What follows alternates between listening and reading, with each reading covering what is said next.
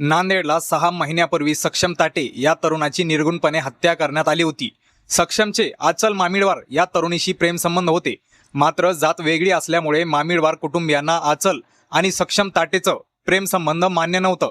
त्यामुळे आचलचे वडील आणि भावांनी सक्षम ताटे याची गोळ्या घालून आणि डोक्यात फरशी घालून हत्या केली होती। यानंतर आचल मामिडवार हिने आपल्या प्रियकराच्या मृतदेहाशी लग्न केले होते।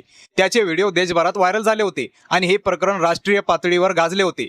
त्याच प्रकरणात आता एक नवीन माहिती समोर आली। सक्षमची आई संगीता ताटे यांनी वृत्तपत्राला दिलेल्या मुलाखतीत या सगळ्याबद्दल सविस्तर माहिती दिली।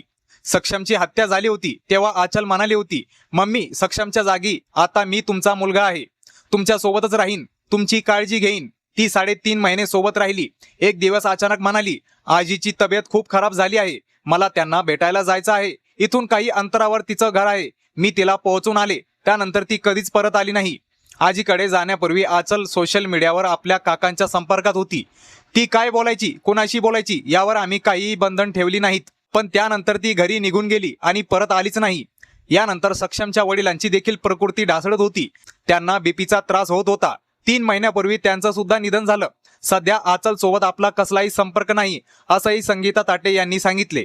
त्या घटनेनं सक्षमचे वडील यांना खूप मोठा धक्का बसला होता। अखेर 3 महिन्यापूर्वी त्यांचंही निधन झाला।